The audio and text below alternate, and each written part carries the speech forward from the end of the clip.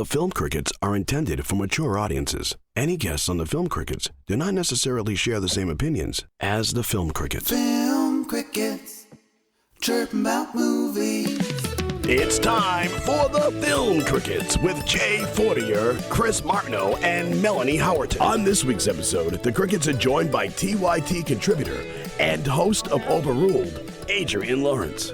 Jay, Chris, Melanie, and Adrian review the 1985 American science fiction comedy film, Real Genius. Does it stand the test of time? Let's find out. Your Film Crickets are on now. No dialogue clip? No dialogue clip? Yeah, Come on now. Yeah. All right, sorry. You know what? Go ahead, Jay. He's stretched thin lately. I feel bad. He's got so much. The fact that Steve Lavoie, our main man, has any time to bother to do this on a weekly basis, when he gets paid just as much as we do. Which is a big fat goose egg. All right. But listen, the fact that he's doing that for us every time, it's great. Unfortunately, well, first off, let me introduce myself. My name is Jay Fortier. This is the Film Crickets, where we talk about movies from 1980 to 1999 and talk about how well they hold up today. And I'm along with Chris Martineau. Hello. Hey, and Melanie Howerton. How you doing, Melanie? Good. How you guys doing? Doing well. Super. Yeah. So he made a intro for us, and Adrian, who was supposed to join us, this has happened a couple times, so it's like a crisscross with the whole like West Coast East Coast thing. And you know, like doing the time zone cross and stuff like that. So she's still on the road. She thought it was 6 her time, which would make it like the last time we tried an actual like 6 p.m. Start was the day that we had no school. You know, you had no school the next day. Oh yeah. It was the day before the Wednesday before Thanksgiving when we had Jen Huger on, and you know, you could tell we were all tired. Like because we don't normally start at 9, you know, 9 our time. So we're in contact with her, and we'll pick a future movie with her, and it'll be a good time. So today we're going to talk about Real Genius from 1980. Real Genius, everybody, from 1985. Yeah. All right, yeah. You know, like a 1980s DJ. Hey, everybody. Wacky morning DJ. We're gonna take Mitch. We're gonna duct tape him to a telephone pole. See who comes by and throws things at Mitch. All right, here we go. Weird stunt boy. Everybody had a stunt boy, like this poor guy, and they never did it. You know, they never did those things. Like they never like duct taped the person to a billboard and all that. Oh, and he actually did. Really? Oh no! Like when we had Bill Keeler on, he was our guest for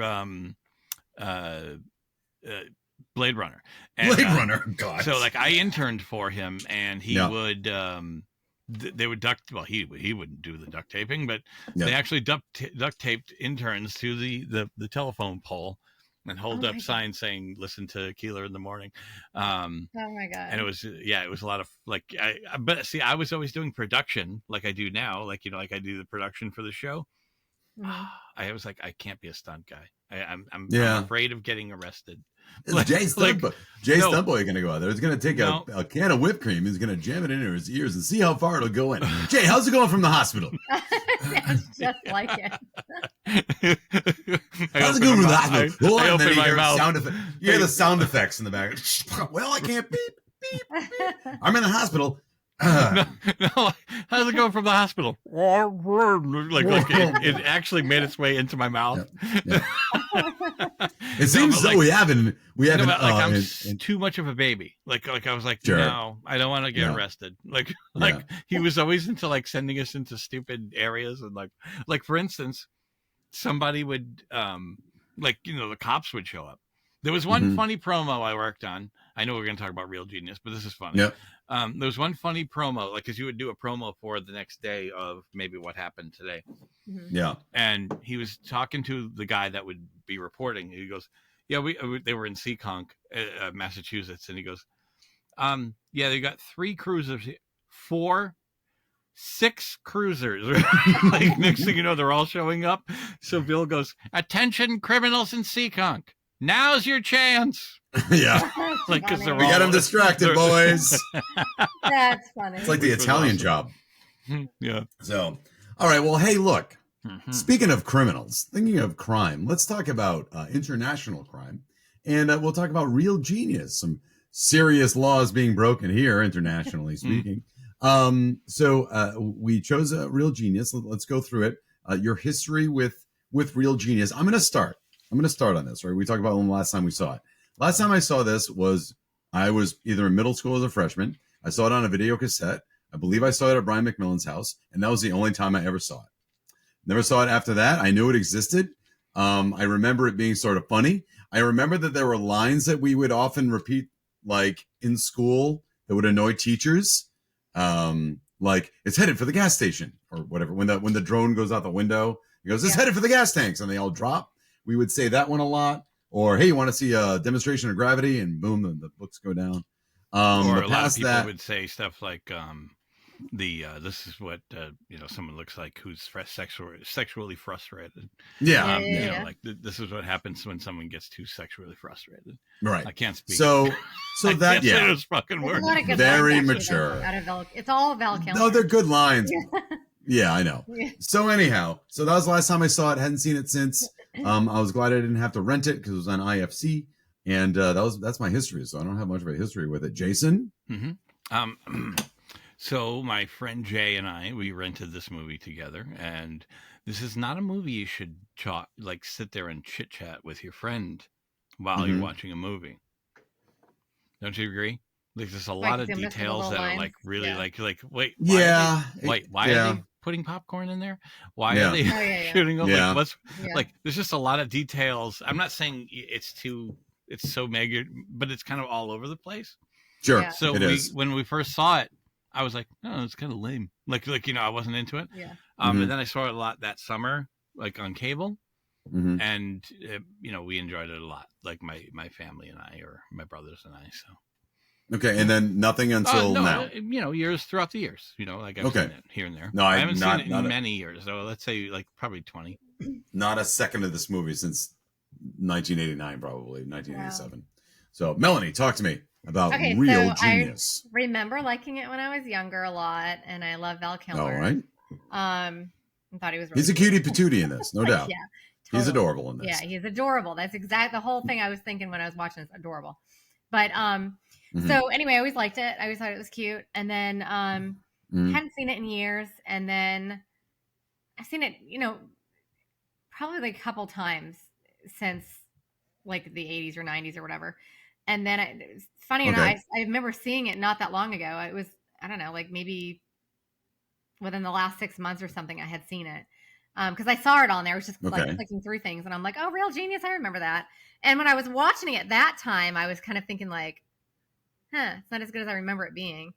But maybe I wasn't paying attention. I don't know. I mean, I can see there's problems with it.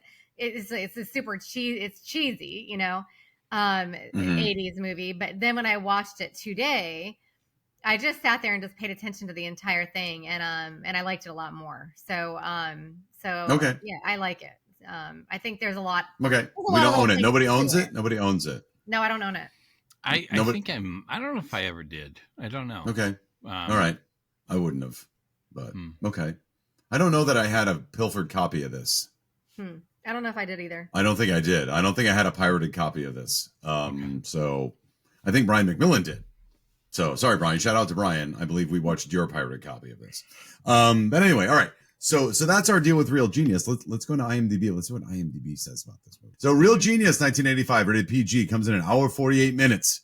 And we have an uptight teenage prodigy enters a top engineering college but feels awkward among the freewheeling students. I think there's only one.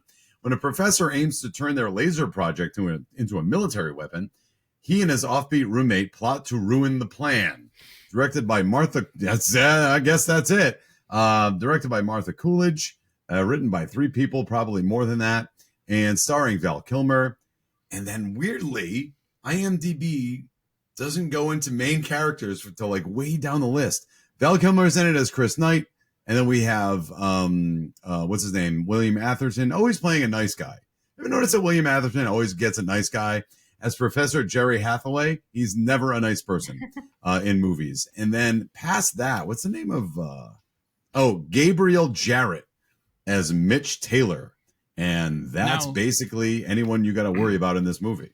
Now, well, I mean, it's not a major role, but Martha Coolidge is the director. Yeah. She directed Valley Girl. Yeah. The girl who played the one who was sleeping with Dr. Hathaway, that was the general's daughter or somebody's daughter. Yeah. Okay. The one that said, "Can you hammer a 6-inch spike through a board with your penis?" Yeah. Well, that's Deborah Foreman. She played the Valley Girl. Yeah, I guess. Right. Yeah. She played the Valley Girl as Okay. you know, like, and the girl who played Jordan played in Valley Girl. So it's like a connection, like of, you know, like one of those, okay, I liked you in that, so come on over. You know, that girl who said girls have to have her standards, she's the one that played the lead role in April Fool's Day.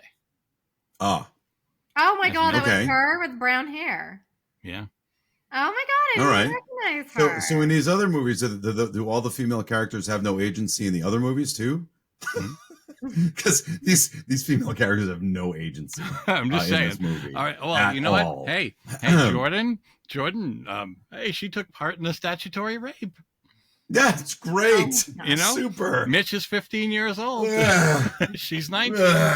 You know? I've been waiting 3 years. That is not. No, not that one. Not that one. Oh. No, that's one too. No. Jordan, the girl, the his love girlfriend, interest is 19. His girlfriend is 19 years 19, old. He's 15. He's 15.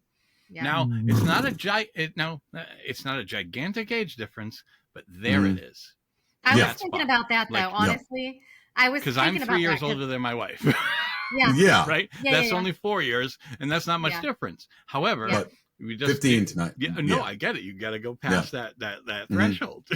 Yeah. But see, I was thinking about that. Like, okay, so like he is a genius. So he's, even though his body is 15 years old, his brain is probably a lot more mature than that, being a genius. Even like one of the things that I wrote down though was like, but I don't know, because like one of the things that I wrote down that I thought was funny. You don't think so? No, I'll tell you why. Here's why. I went to college. When I went to Rhode Island College, I was a physics major, right? So I have a degree in physics. I am not a super genius, but I got a degree in physics. And in our little enclave of physical scientists, there was a 12-year-old boy who skipped all of high school and went to college. And he was there, a full-time student. Wow. Okay. And while he was real smart and smarter than all of us, he had zero social skills. None. Zero. Like, he was still worried about stuffed animals and like playing, reading. He came up to me. I was sitting trying to do work in one of the study rooms that we had. And out of nowhere, this little I'm sitting there by myself. He comes in around the corner without introducing himself or saying that he's in the room, puts his face in front of mine and says, "What do you think about Conan the Barbarian books?" What the? Where did you come from? No social skills.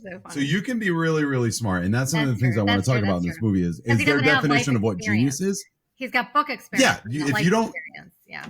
Right. You can do integral calculus the live long day. But if you don't know how to tie your shoes or when the proper moment it is to speak in a conversation, then you're not smart. Yeah. You have to be able to work with people. It doesn't matter how smart you are. You have to work with people. Well, and you so say that, I mean, when he went to go call his parents, like, you know what I mean? Like, that's like someone who's not handling everything, like a little boy. I can't blame him. Like, I can't blame him. No, not at all. He's in a situation he shouldn't be in. Yeah. You know, I'm all for maybe jumping grades, but like you have to be mature as well. And if you're not, it doesn't matter. Yeah. You're gonna get taken advantage of. Anybody else think that Mitch Taylor's mom looked exactly like him? I was trying to even find that out. I'm like, are they really related? Because oh my God, the side profile is like identical. Like his mom, Mitch Taylor, that played his mom, they looked so much alike. They did look alike. How much? We didn't see much of them though. Like in the movie, no, right? Just the beginning, and you heard their voice later. That's it. Yeah. Yeah. Now, Chris, go ahead, Jane. You're a smart guy. You're a teacher. Yeah. No, I'm saying you're a physics teacher. Sure. Have you ever said to one of your students, the brightest of your students, have you ever said, if you don't figure something out that has never been figured out before, I'm flunking you? Yeah, yeah, that's Right. that's Yeah, there's fair. a lot of good lines from that This has teacher. never been invented. Later, they wanted they to skip ahead. I don't care. They Dr. Hathaway, the guy who's in charge, who's the professor, says Yeah. to Val Kilmer's character, if you don't come up with this specific laser, Yeah. it's gonna, he's got a secret deal on the side, with the government, illegally.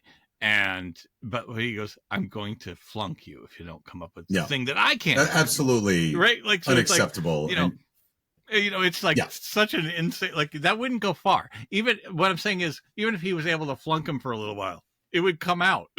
Like he said, he's going to flunk me if I don't come up with this laser that's never been invented.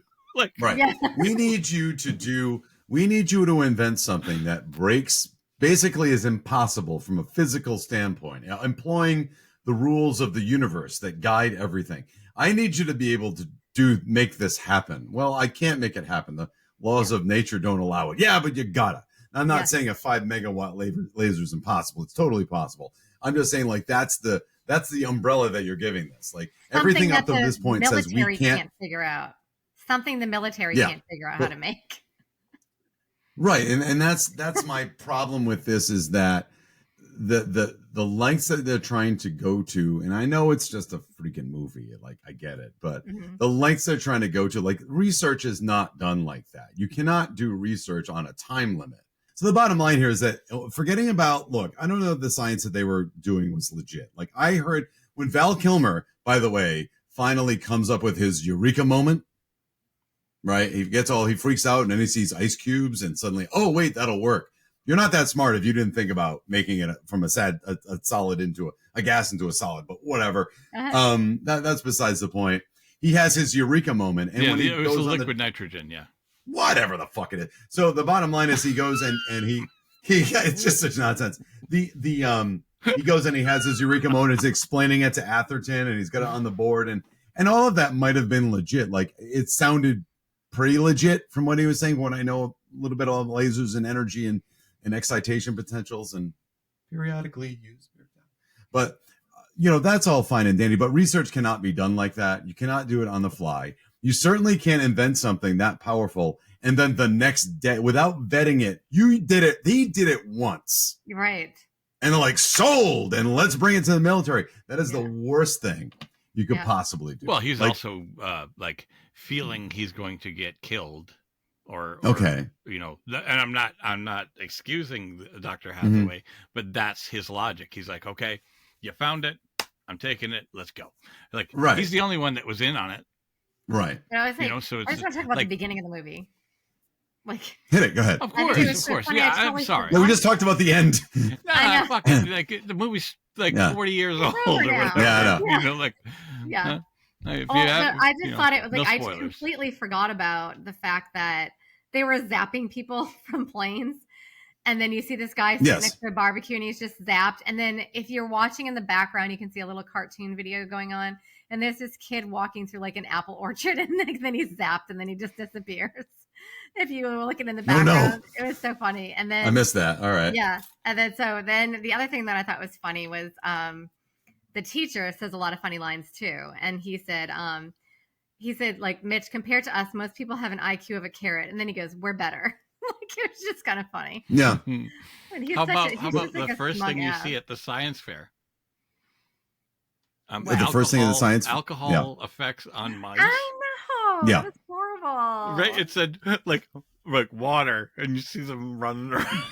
Yeah. That's horrible. And they show the one with alcohol, and he's just chilling. Yeah, sitting there, like chilling inside the wheel. Yeah. So By the way, unethical. like, how funny is that? It's at a high school. Like, there's no way at a high school fair that somebody would be putting like alcohol, like, being allowed to bring it. I just think it's hysterical. When he did his science fair project and it was a laser, was he making like no one had ever seen a laser before? Laser technology has been around a while. In 1980, whatever. Maybe he had the way he invented something that just proved that he was smart or something. I don't know. No, you know what? Here's the thing. You can ask me all the questions you want, and I let it wash over me because, like, like anything he was saying, I was going, I have no fucking, I don't care. Like when Yeah, he's me too. I talking don't. about it. Yeah. Like I don't know, even but he try to didn't figure it invent the out. laser. No, Like, I don't think he was trying to say. It was like this is this, and normally you would use it with this and this type of like Mhm. iodine or whatever. Like this, it's totally But- different. And I was So like, they oh, recruit this none of this kid. matters. Atherton recruits this kid young because of a science fair project so that he can go lead a team of research scientists at a college for a military grade weapon. Mhm. Guys, I don't know about you, and I don't care how smart you are. He invented a laser made with stuff he found at his high school. You do not have, I don't care how smart you are, you do not have the equipment. You are not exposed to the equipment necessary to make a laser larger than what you would get at a goddamn science fair. And it doesn't, you can put him in a room full of oscilloscopes and voltmeters and beam splitters and photovoltaic cells and all kinds of shit. If he's never used one, he doesn't know how to use it. So why would you hire this kid? I don't care how smart you are. You don't have that equipment. You're not exposed to it. You don't know how to use it. That's dumb. Sorry, that's dumb. Well, like that's like dumb. what I was saying though, you know how you saw when you saw A Few Good Men, you were like, yeah, I don't know, they're saying a bunch of legalese, right? And it was just like none of it made sense to you. Yeah, but they're all lawyers. They're all trained lawyers. No, what they've I'm been saying, exposed to the law.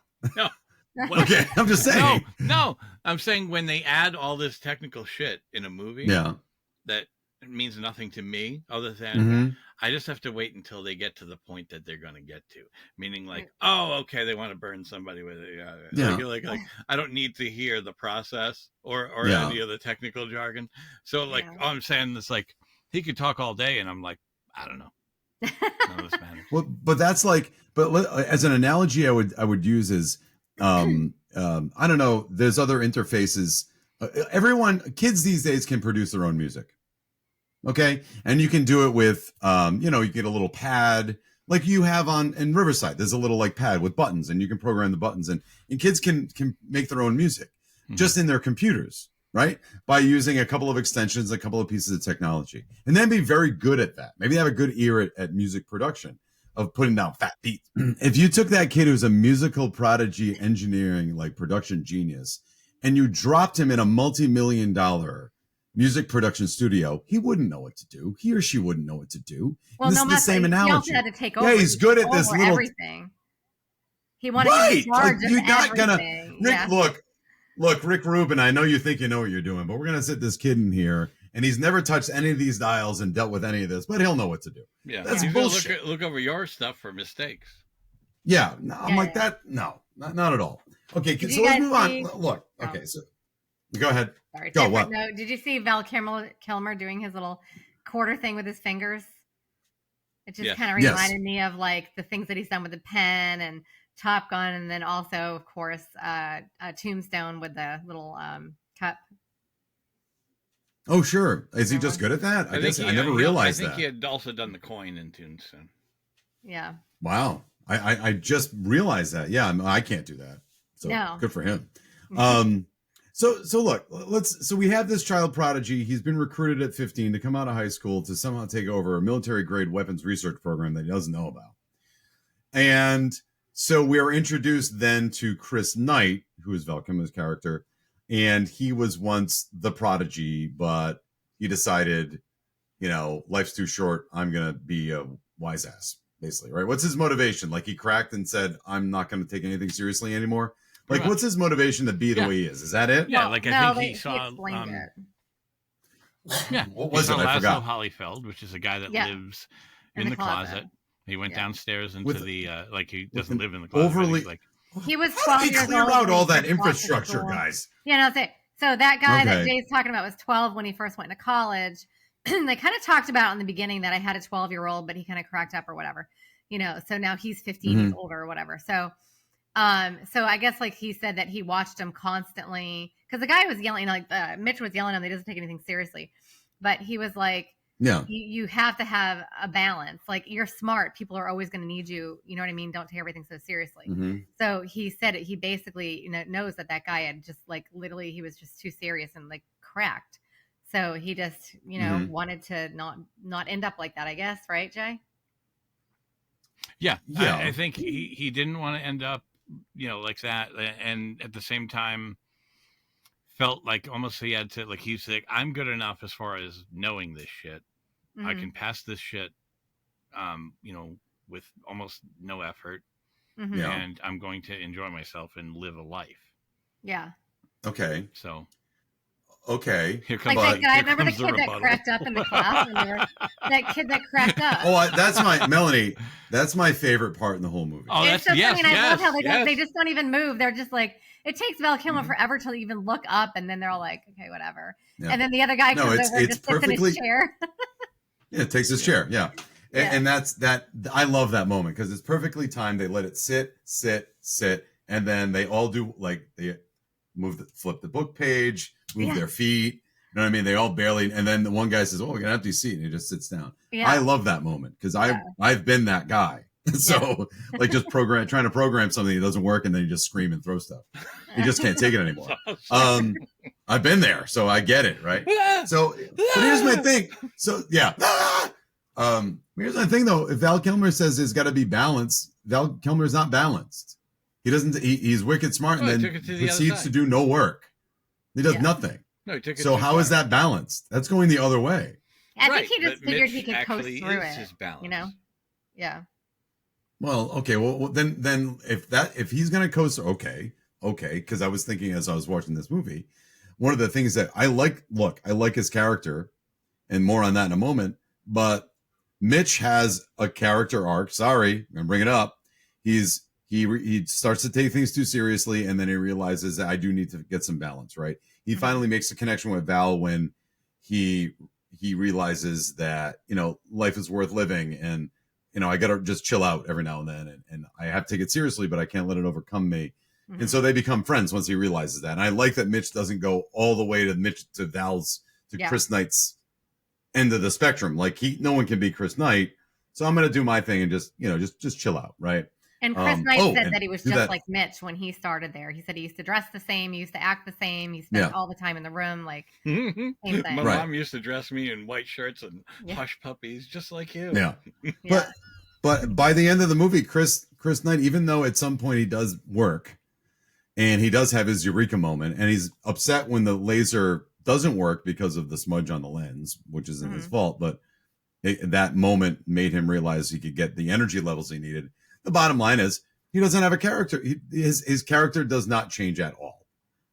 He ends the movie as he began the movie, kind of a wise ass and looking to get a leg up on Atherton. He doesn't have any journey. It's just he's just going to be a wise ass the whole time. But he knows right. When he's out of college, he's going to have a great job, and that people are going to need It's not interesting. But it's okay because Mitch. Right? No, but like I think Mitch.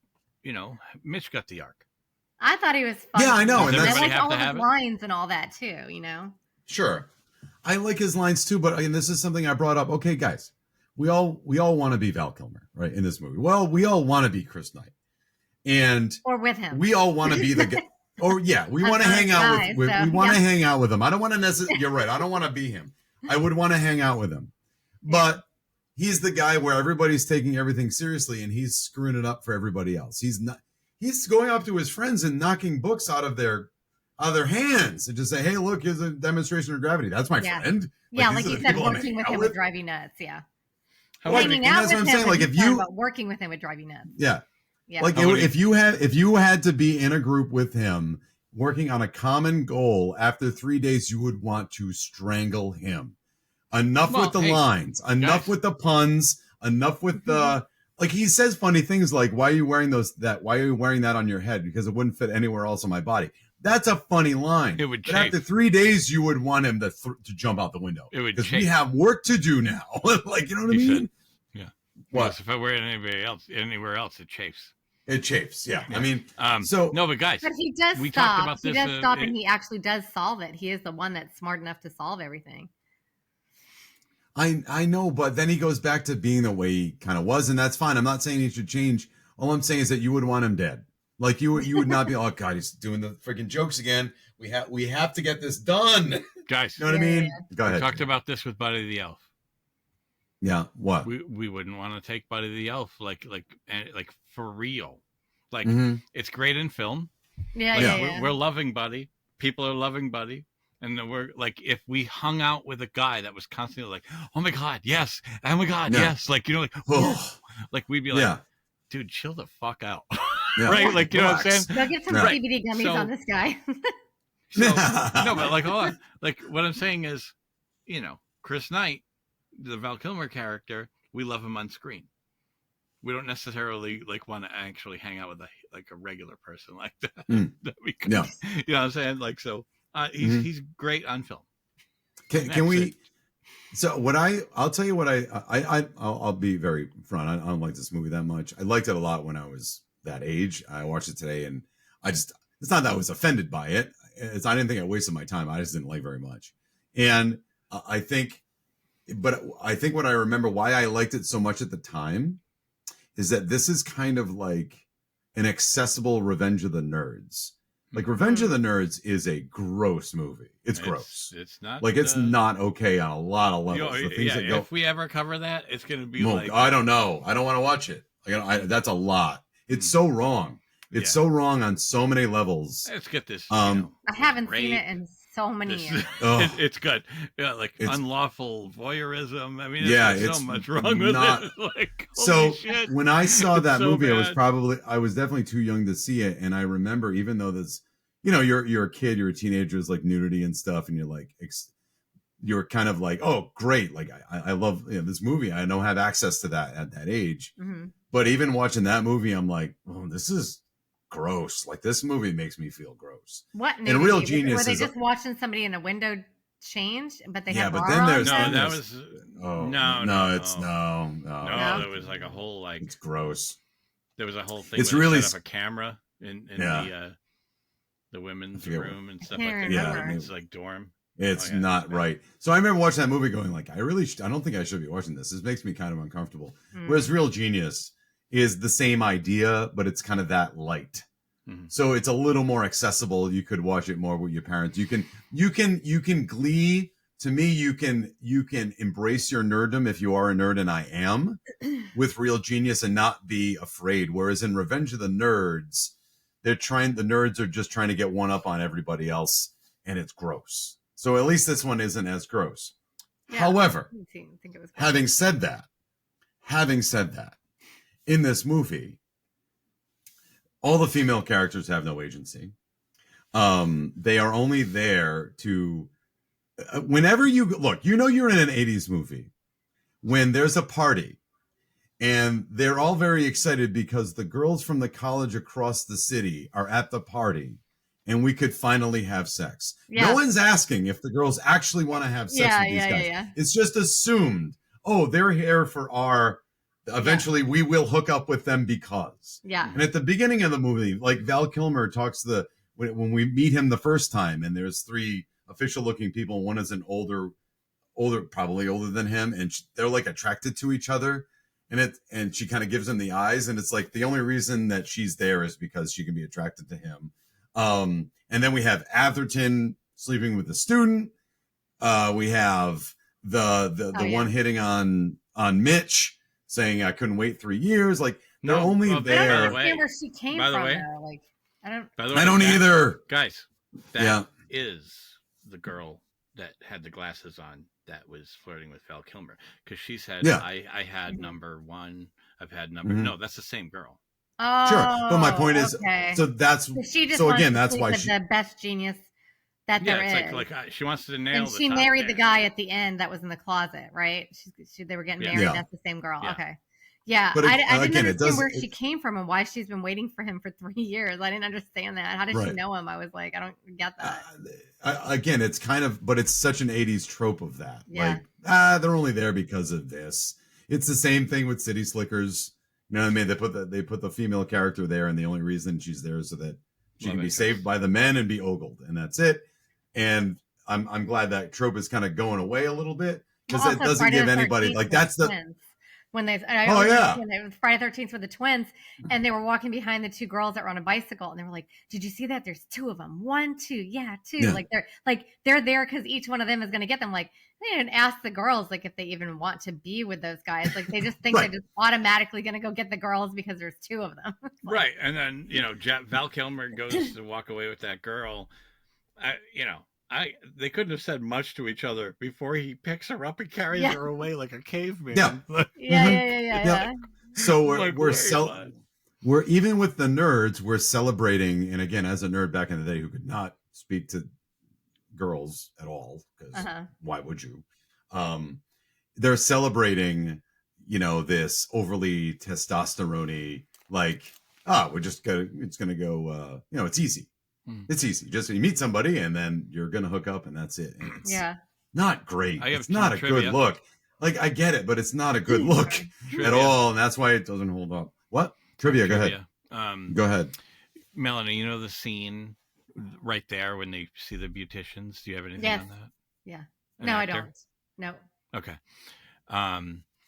The guy who's Asian that goes, they're beauticians? Oh my God, you're right. I did read it, but I didn't write it down. Do you know who that yeah, is? go ahead and say it. No, I didn't write it down. That's Chosen. That's the guy who plays Chosen on Cobra Kai and Karate Kid 2. Yeah, and there was something else about, I think, that kid too. What, him? Yeah, there was another person in that. Well, there's another guy that's in that same scene, and he's been throughout part of the movie. That's Dean Devlin, the guy who directed Independence Day and wrote. Okay, that's what I was thinking of. Okay, yeah. Mm-hmm. Okay. Yeah. We were talking about how much of a jerk the teacher is, but he was like such an ass to all the laborers all the time. He goes, what are you doing? You're laborers. You're supposed to be laboring. He's like, that's what you get for not having an education. Such an ass. Yowza. You know what? It's a great idea to piss off the people who are working on your home. Exactly, right? Mm-hmm. Let me make this so that he can just have an accident. It's like picking on the person that's serving your food. Yeah. Like they're not going to go spit on it or something. Just go with it, man. No doubt. Exactly. Or how about like when Mitch went into the classroom and he sees all these little tape recorders on the desks, and then even the teacher doesn't want to be there. The teacher has his own recording too. So he's got a recording teaching the class, and all the students have their recordings recording the recording. So I thought it was kind of funny. No, it was a no. I don't know. It said, math on tape is very difficult to follow. Please pay attention. Yeah, that was on the board. Yeah, it was written on the board. Yeah, that was in one of the 2 or 3 music montages in this movie, which again is an '80s thing. Yeah, you know what? The montages though were songs that we didn't know. There were a lot of songs that were popular in this movie. Yeah. So when Melanie talks about the budget, if it's high in any way, I bet you it's because of that. Because Summertime Girls by Y&T was on twice, which I love that freaking song.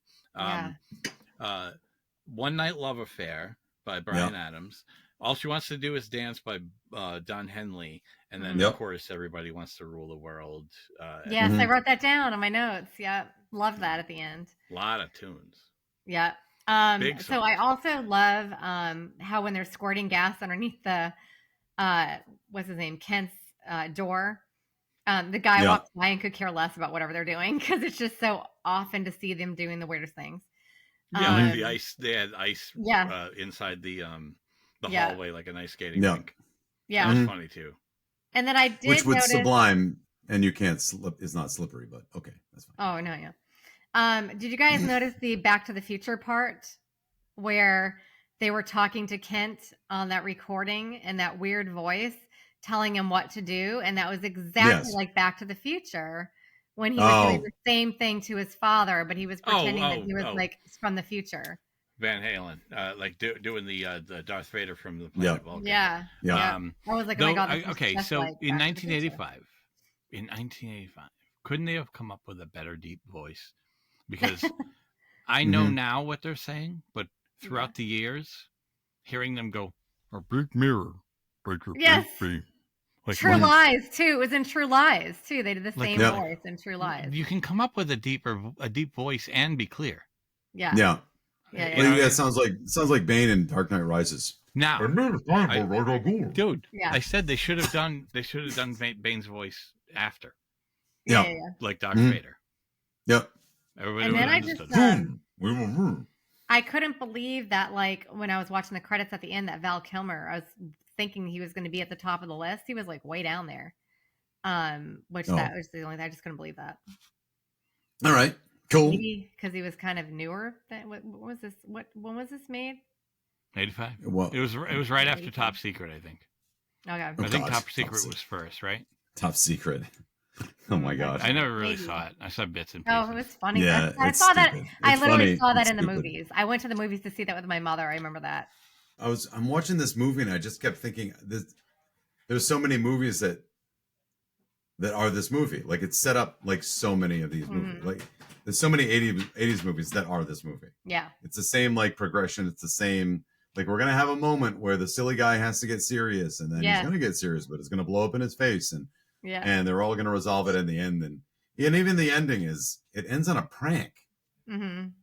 Like it ends on a prank. It ends on popcorn, and that obviously we don't like Atherton, but it ends on a prank. Like the military still has the hardware. Yeah. They still have the patent. They could just go make another one. It just didn't work this time. And he got So the job he wanted, and he passed like he wanted. So now what's going to happen? I was kind of thinking like, right, and they're not going to. Atherton's not going to get fired. He didn't do anything wrong. no, He's not I going to think get fired from he is going to get university. fired because he had the didn't he get like it was a governor or something? Because they were like The congressman was there. Okay, because he's like, these are very serious allegations. You better be, you know what I mean? Like, so whatever he did, I think he was going to get in big trouble for that. Like, getting with the military to make a major weapon that he was using his students for. Okay. All right. I guess.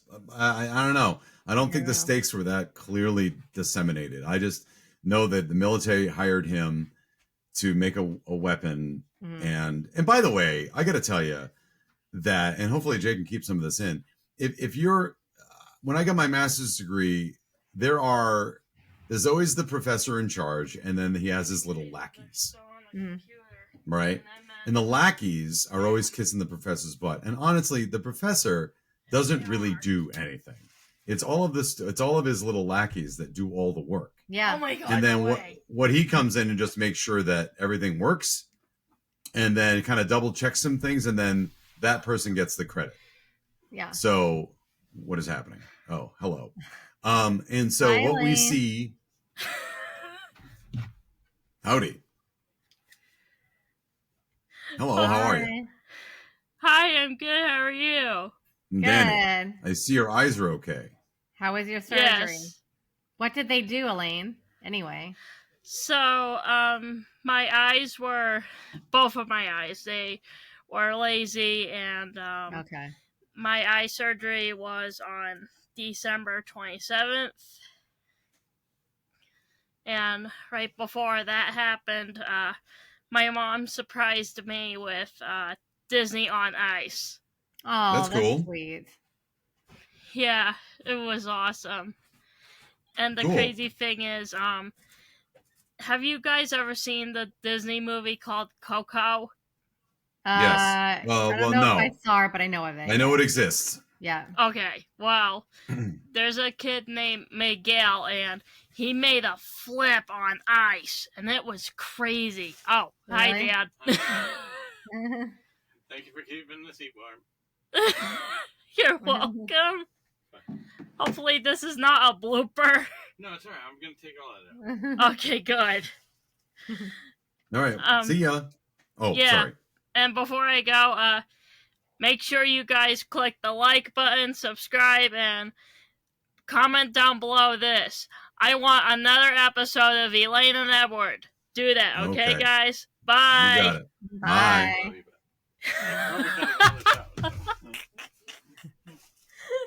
Seriously, I want that to happen. Eventually. By the way, it was Yeah, the a water bottle. s'more spray. You want to grab it? It's on the corner Oops. of the table. Yeah, I'll grab it. Tell them what happened. All right. Ah! I don't know why you just. What happened? Bye, Dad. Have fun. Thank you. Welcome. Thank you. What happened? It was so bad. Just like we're all talking. It's like, yeah, real genius, P. Yeah. And I'm thinking of, P. Like, it's like, oh, let's go That's to the okay. bathroom. No, it's Let's like go to the bathroom. everything we were saying. It was like, yeah. I can't take it much longer. Yeah. Okay, so do you Sorry. want to do the trivia? Yeah, do the TMI. Okay. Hang What? on. Do you Wait. Yeah. Do the intro. Unless you had something else to say before that. No. No, we had some actually choice things. You might want to take a look at that before you, even though you weren't in the room. Oh. We said some good stuff. But anyway, great. go ahead. So now everybody knows I had to peek. Whatever, who cares? All right, go ahead. Are you doing a music thing, or do you want me to just?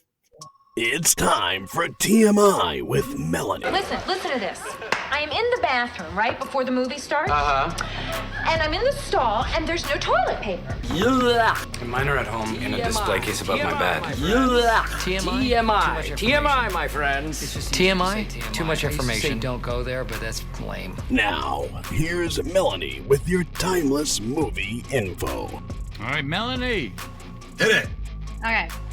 The budget was $8 million, and they only grossed 2.5. So that's pretty bad. Is that the worst that we've ever done? Because that's pretty bad. Pretty low. Bad. It's more than Killer Clowns from Outer Space. That's a shame. That's true. I think it is. Yeah. Yeah. All right. So, let's see. I don't think it was promoted well. Probably wasn't. Yeah. Like I remember seeing like pictures like of it and stuff like that, but not a lot of come to the theater and see this movie. So when Holyfield sends in a large number of entries in the Frito-Lay contest, he's actually mirroring the actions of 3 students in 1974 who used similar strategy to win McDonald's sweepstakes. The entries came roughly 1/5 of the total entries and won them a station wagon, $3,000 in cash, and $1,500 in food gift certificates. The liquid nitrogen coins have baffled viewers for many years and are considered to be a goof. However, the very first draft of the script shows that it wasn't an error. The thermos contains liquid nitrogen, which in turn contains a column of supercooled CO2 dry ice, which is what Chris uses in the vending machine. All right. During a crash course in laser technology, the cast and crew received a demonstration of a dye laser as it darted through the colors of the spectrum. Cinematographer Vilmus Sigmund was troubled. The naked eye can actually see the beam coming towards it, he explains, but it's almost invisible to the camera when it's going away. We went through countless experiments before we learned to bounce the beam and fill the lab set with smoke, which scattered the light and gave it definition. Otherwise, we would have had to do a special effect for it. Yep. You wouldn't really have seen it. Yep. Okay, so let's see. The popcorn used in the final scenes was treated with flame retardant chemical, so the crew went to great lengths to guard it against being eaten by birds, which would have killed them. It took 3 months to pop all the popcorn. In their research for the movie, producer Brian Grazer and director Martha Coolidge were surprised to discover that the term genius applies as well to a genius for mischief. Coolidge said that some of the most inspired practical jokers on college campuses are in the advanced science programs. They see a situation which seems perfectly normal and ask themselves, what's the funniest, most amazing thing that I can turn this situation upside down? It's not just high spirits, but a release, a kind of safety valve against the tremendous academic pressure that they're under. It became the basis for this story. The dress code at the tech varies from very casual to very sloppy because when you've got so much on your mind, you can't be concerned with appearance. One of the film's costume makers touring the Caltech campuses put it in her own way. Good heavens, she exclaimed. Do these people all dress in the dark?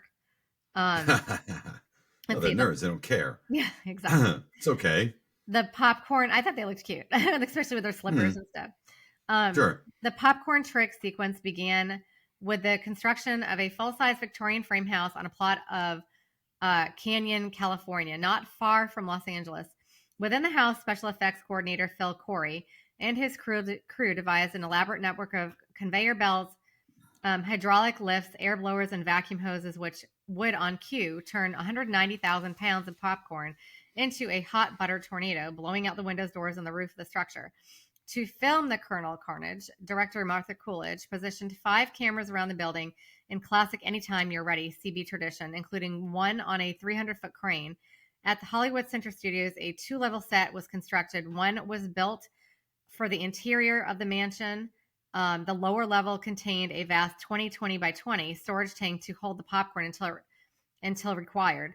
The crew built 6 air poppers, each 10 feet high, capable of popping 2,400 pounds of popcorn an hour. They made a sheet metal and heated by propane gas. The poppers fed the tank throughout the pressure of the popcorn itself and a system of air blowers. A conveyor belt and another set of blowers then swirled the popcorn up through the floor and the debris height of 20 feet up in the air. Producer Brian Gazer explained, to put it simply as possible, the entire set was one enormous popcorn popper. That still, however, was not enough popcorn. When more popcorn was needed, the popcorn company of Los Angeles, California, pitched in with an additional 90,000 cubic feet. Grazer added, we eventually used enough popcorn to feed 720,000 moviegoers, each eating the largest tub sold at theaters. At retail, the cost would have been about $1,800,000. But since we were among the world's largest consumers of popcorn, for only about 5 minutes, we received a substantial discount. All right. And then I literally noticed this. In the background of Val Kilmer's room, there were some pictures on the wall, and I did see his documentary, which was amazing. Some of those pictures on the wall, his brother in real life, Wesley, had drawn some of those pictures, and he put them up there on the wall. His brother that passed away. So if you kind of rewind that, you can see some of the pictures that his brother had drawn. And if you watch his documentary, you'll see he's talking about it in there. But I did notice it in the background. That's cool. Yeah. I got to watch that. I haven't seen that. Yeah. It's good. It's in his room. Sad? Oh my God. That was heartbreaking Good. to me.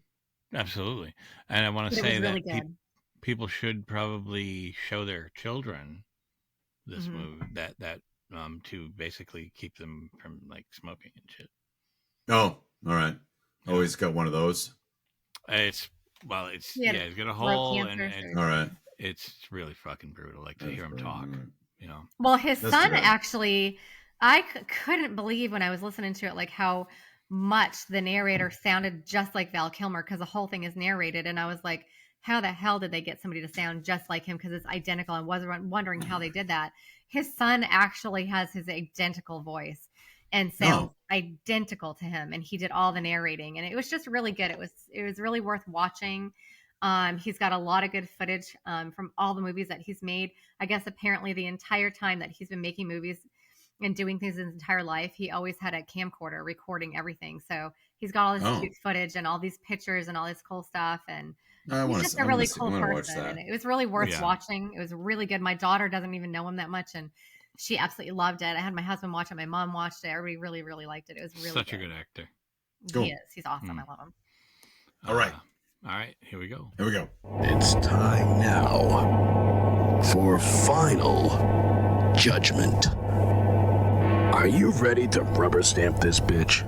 Here's the Final Judgment. All right, it's time for Final Judgment. We talk about how well the movie holds up today. It's about fact, not opinion. Opinion, not fact. Who cares? Let's see what Chris says. Oh, it doesn't hold up at all. No, not a bit. I mentioned before, they make movies now in the style of this movie to make fun of movies that are made like this. I mean, the incessant, the music montages, the way that everything just the storytelling in and of itself is not very coherent. The fact that the females have no agency. It's a very whitewashed movie. We've talked about that before for no reason. Talked about that before. I'm not gonna, we're not gonna get too deep into that, but basically just say it's super whitewashed. So no, it doesn't hold up. Val Kilmer's cool in it. He has some funny things. Even though he would drive me nuts, like he's an interesting character. Like if I worked with him, he's an interesting character to watch. But past that, it's so drippingly 80s, and they don't make movies like this anymore. And I don't think it holds up for that reason. It's just, I don't know. It doesn't hold up. It doesn't hold up. So that's what I think. Jason. It does not. It does not hold up. Regardless, even if I like it or whatever, there's just too much of it that it feels dated. It feels so dated, like it's like from 1985. Not the good way. Not the good way. Like Back to the Future. Back to the Future, 1985. I mean, yes, you know it's 1985. It feels like the 80s, but it feels like the polished 80s. Yeah. This doesn't feel polished at all. It almost feels like Back to the Future almost feels like somebody made it today about 1985. Sure. Unlike this movie that is like 1985. It's like, So, you know, and that's not a, you know, I don't want to like say it's terrible. It's not terrible. I like it. You know, I like it. You know, it's funny though. You got to be in the right mood though. I'll tell you that. Because I watched it early in the week and I wasn't feeling it. And then I was like, but I like this movie. What happened? Yeah. Have I changed this much? So I wanted to watch it again. I watched like 3/4 of it again. And I felt better. So, you know, I don't hate it. I probably will watch it again in the future someday. You know, just you know, not this year either. You know, like I'm not that, you know, I'm not gonna keep going. But so by 2028, I will once again watch Real Genius. Could be later. Okay. Melanie, what do you think? Okay, so like I said, when I was younger, I really liked it a lot. And then when I did watch it, like how many months ago it was, I probably, like Jay said, I probably wasn't in the mood. I remember thinking, oh, I remember loving this. So then when I did watch it, I kind of felt like it was more of a letdown. I was like, oh, this is kind of cheesy. But then when I watched it, I almost didn't watch it again because I just almost didn't have enough time. So I literally watched it and did trivia today. But when I watched it today, I just noticed all these little things that I never noticed before, and just all the lines like from the teacher and from Val Kilmer and stuff, which I thought were funny. So I did enjoy watching it, and I did like it a lot. I'd watch it again, but I don't need to watch it for a while. But I think it's cute, and so no, I don't think it holds up, especially for the music montages. That just seems pretty cheesy. Just the way they were doing it. You know, there's that whole scene. It's always like you said, somebody like something goes downhill, and then all of a sudden somebody's got to like snap to it and get to it, and you got to play that music. You know, like. And like I said, usually that music is usually by Kenny Loggins. It didn't happen to be in this movie. We need that inspirational type of music. But so no, I'm going to say it doesn't hold up, but I did like it. And I literally thoroughly enjoyed watching Val Kilmer, every single part of anything that he said, and just how adorable he was. I literally loved watching him. Awesome. I want one last thing. I think I wanted to mention because I didn't mention it before. I think it's kind of weird how Kent is an asshole throughout 99% of the movie. Yeah. He's the guy that's always trying to sabotage everybody. Right. Yeah. Ass kisser, but he's a student still. You know, he's a senior. It's funny. The popcorn thing happens. He's in the house. He gets blown out the door. Yeah. And he acts as if the nice slime from Ghostbusters 2 was all over him. He's like, oh, like, hey, I love you guys. Like, everybody's like, it's so happy. And it's like, wait, how come he's all okay with everything now? Yeah. Jay, I actually rewound that part. I rewound that part because he puts his hand on Val Kilmer's face. And he was hugging him and everything. So I was like, I rewound that, but I thought that was kind of funny too. And one of them said that was awesome. Like, who said that was great? Somebody said that was great. Could it be that he was communing with God at that moment? Right. So maybe he was like, maybe he thinks his soul's been saved. Yeah. Something. I don't fucking know. It was just kind of funny. It was almost like, you know, like the end of Ghostbusters 2, like, I love you, man. I love you too. Who does your taxes? Yeah. Yeah. So, all right, very cool. I apologize to Draco and the Malfoys and Steve Lavoie, who I did not mention the last 2 episodes. I just want to mention them now at the end. And I just, forgot to mention it in the sequence of thank you, everybody. So thank you, everybody. And I'd like to thank you guys for joining me today along, so on behalf of Chris Martineau and Melanie Howerton, thank you hopefully you stuck around this long and enjoyed Real Genius. Or at least this discussion of Real Genius. You don't have to enjoy the movie to enjoy the show. And remember, movies may not age like fine wine, but we drink it anyway. The sexy ending. Wow.